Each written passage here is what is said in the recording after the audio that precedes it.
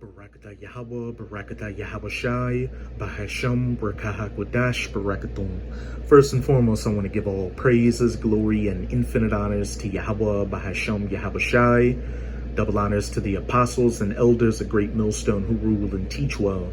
And peace and salutations to you sincere Akim out there, pushing this word in truth and sincerity to the four corners of the globe. May you brothers endure until the end. This is the brother Ra'aya with another video, and in this video I'll be profiling an article from ZeroHedge.com titled, "We are teetering on the edge. Food shortage worries mount as Pennsylvania farms crushed by record diesel prices." And Apostle Tahar has deemed 2022 to be the year of Yahweh Bahasham Yahawashi turning things up. And we can clearly see that in 2022, things are turning up exponentially. And this article on ZeroHedge.com is just going to be another example of Yahweh Bahasham Yahawashi turning things up. You've got farmers in Pennsylvania complaining about high diesel prices, which in effect is keeping them from using their vehicles to plant crops. And what's that going to lead to? Empty store shelves, food shortages, and famines, which are also a part of biblical prophecy. We're living in the times of Yahweh Bahasham Yahawashi, judging you people on this planet for all the wickedness you've been committing, especially in the United States of America. There's nothing like the sweet smell of building back better. Pennsylvania farmers are being crushed by the record cost of diesel, so much so that questions about a food crisis are starting to loom, the Morning Call reported. One farmer in Lehigh County is quoted as saying, "I've got a tractor hooked up to my corn planter out there, no diesel fuel. I can't afford to get any." That farmer was airing his gripes to Kyle Kotzmoyer, a legislative affairs specialist for the Pennsylvania Farm Bureau. Kotzmoyer then turned around and testified to state lawmakers, "We have reached that point to where it is very close to being a sinking ship. We are teetering on the edge right now, and best believe that there's no coming back, no building back better. We're living in the twilight hours of the United States of America before it devolves into complete chaos and is ultimately wiped off the face of the earth by 200 million nuclear missiles." The situation looks as though it will continue to push food prices higher after the government reported that food prices in May were 10.1% higher than last year. And high diesel prices aren't just affecting farmers. High diesel prices affect every aspect of society. If diesel prices are high, then you'll have a lot of truck drivers just park their trucks because they can't afford the fuel. And if they do that, then what's that going to lead to? Them not being able to deliver gas to these gas stations, which is going to lead to people not being able to fill up their cars and having to park them as well, and these truckers not being able to deliver goods to these stores, further expounding upon these shortages, especially food shortages, which are quickly coming upon us. And then don't forget inflation, and then hyperinflation, which is coming to where people won't even be able to afford the few goods that are left in these stores. It's going to get to the point to where people are going to get desperate out here and start fighting each other like enemies to get their hands on any items out here, especially food. Kotzmoyer lamented the possibility, inevitability of a food shortage. One, if they can't afford to put it in the ground, or two, if they can't afford to take it out. The Pennsylvania average for diesel is now $6.19 per gallon, up about 75% from a year ago, the report notes. It is a huge expense for farmers, Kotzmoyer told state legislators. One farmer who works on about 3,500 acres burns through about 2,000 gallons of diesel per month. He said, if the farmers cannot get crops out of the ground, then there is not food on the shelves. Point blank, period. Now let's get into these precepts. This is 2nd Esdras chapter 15 in the Apocrypha. I'm going to read verses 12 to 13. Egypt shall mourn. And this isn't talking about ancient Egypt, which were ruled by the biblical Hamites, who are known as the so-called Africans today. More specifically, Mizraim. This is talking about the modern day spiritual Egypt as pursuant to Revelation 11 verse 8, the United States of America. And you can clearly see that this place is spiritual Egypt. Just look at the back of your $1 bill with the pyramid with the all-seeing eye, the Washington Monument and obelisk, the Washington Monument, which is an obelisk. They've got different pyramids all across the country, such as in Las Vegas and in Memphis, Tennessee. Hell, Memphis is a name that goes back to ancient Egypt. And then this country has a lot of the same customs and practices as ancient Egypt.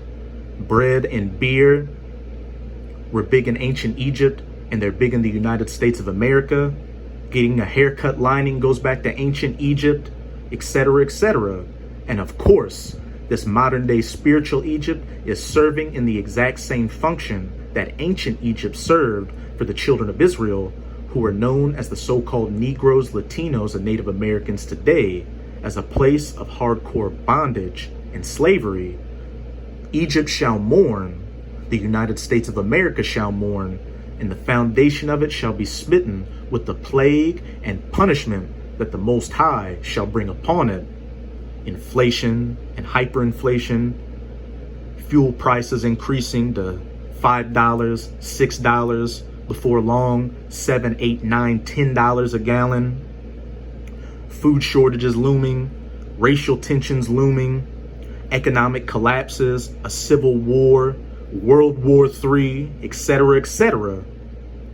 Verse 13, they that till the ground shall mourn. And who are those that till the ground? Farmers. And as we just read from that article, farmers in Pennsylvania are mourning due to high diesel prices. They're not able to plant the crops that they want to because it just costs too damn much to do so. For their seeds shall fail through the blasting and hail. And over the past couple of years, there have also been adverse weather effects that have been affecting U.S. farmers' ability to plant the amount of crops that they want to plant, which is going to help exacerbate these food shortages. And with a fearful constellation. And what are constellations? Signs in the heavens. And this year we've already had solar and lunar eclipses, and the Most High shows signs in the heavens before he's about to do something great. And what are we seeing? Again, inflation, diesel prices causing farmers to mourn because they can't plant crops.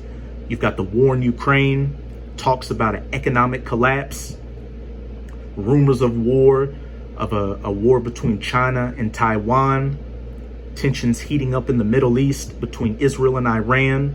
The list goes on and on. But in this video, we're dealing with the food shortages and famines that are quickly coming upon us. Damn near every day, you're seeing articles like this, as well as other articles saying that food prices are going to go up and store shelves are going to be empty due to a whole host of factors causing products not to get to these stores. This is 2 Esdras chapter 6. I'm going to read verses 22 to 24. And suddenly shall the sown places appear unsown, such as farmers not being able to sow their crops into their farmlands. The full storehouses shall suddenly be found empty. Since farmers can't plant crops, crops won't get to the store shelves, leading to food shortages.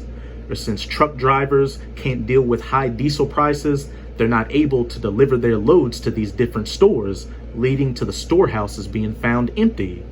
And the trumpet shall give a sound, which when every man heareth, they shall be suddenly afraid. At that time, such as when the full storehouses shall suddenly be found empty. Food shortages, famines, shall friends fight one against another like enemies.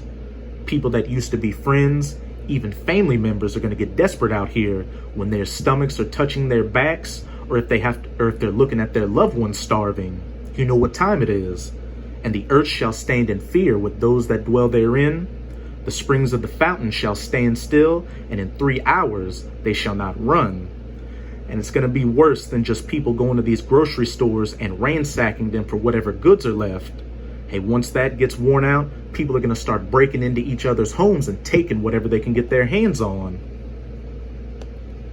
This is 2 Esdras chapter 15, verse 19. A man shall have no pity upon his neighbor, At that time shall friends fight one against another like enemies, but shall destroy their houses with the sword, and the modern day sword, especially in the United States of America, spiritual Egypt, is the gun, and spoil their goods because of the lack of bread, food shortages, the full storehouses suddenly being found empty, famines, and for great tribulation, all the other calamities of Yahweh Bahashem Yahweh Shai during Jacob's trouble to judge you people for the wickedness you've been committing. Now I'm going to close it out in Matthew chapter 24, verse 7, just to further hammer in the point. And this is Yahweh Shai Hamashayat, whom the world ignorantly refers to as so-called Jesus Christ, telling his disciples of the end-time signs to look for before his second coming and the end of the age of the rulership of the heathen nations. And as it says in Romans chapter 15, everything written aforetime was written for our learning. Yahweh Shai was really speaking to his disciples today who are living in those times. We're living in the times before his second coming. We're living in the times of the end of this age of the rulership of the heathens, chiefly of the biblical Edomites who are known as the so-called white people, and then the ushering in of the kingdom of heaven under the children of Israel for eternity. For nation shall rise against nation, and kingdom against kingdom, and there shall be famines and pestilences and earthquakes in diverse places. All these are the beginning of sorrows. We're just in the beginning stages right now. It's going to get a hell of a lot worse from here on out. So that's it with this video. And with this video, I hope you sincere Akim and Akwath were edified. Just keep strong. As we can clearly see, we're almost out of this final wicked captivity of the heathen nations, chiefly of the Edomites. And as always, I'm going to say Abad Babal, Kwam Yasharala, and until next time, Shalom.